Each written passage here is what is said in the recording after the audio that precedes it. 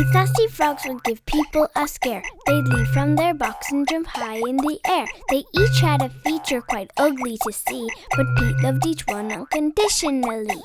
One had slippery, slimy skin. One had a challenging chunk of a chin.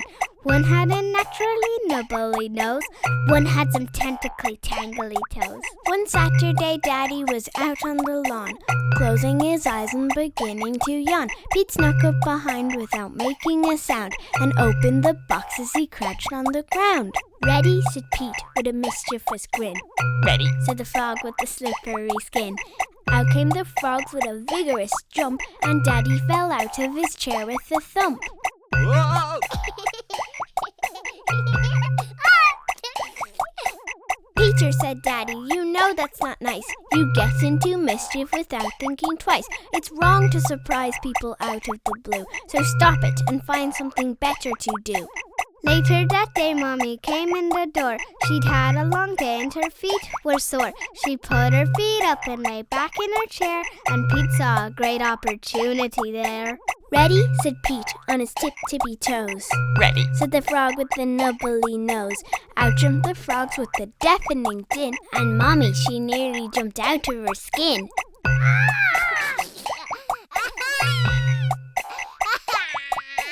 "Peter," said Daddy, "this prank is not good. I thought I was clear, have you not understood? I wish you would listen and mind what I say. Please be a good boy and play nicely today." The family cat lay under the tree, stretching and purring continuously. Pete took his position at Maggie's front paws, first making sure she had tucked in her claws. "Ready?" said Pete to the 4 frogs therein. "Ready," said the frog with the challenging chin.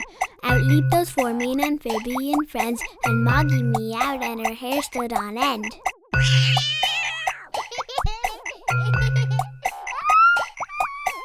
"Peter," cried Daddy, "now that's quite enough. I told you to stop this ridiculous stuff. Now go to your room, it's the end of your fun, and stay there and think about what you have done." Pete sulkily slinked upstairs to his room, and missed his 4 frogs as he sat in the gloom. Where are they, he wondered, while starting to weep, but after a while he fell fast asleep.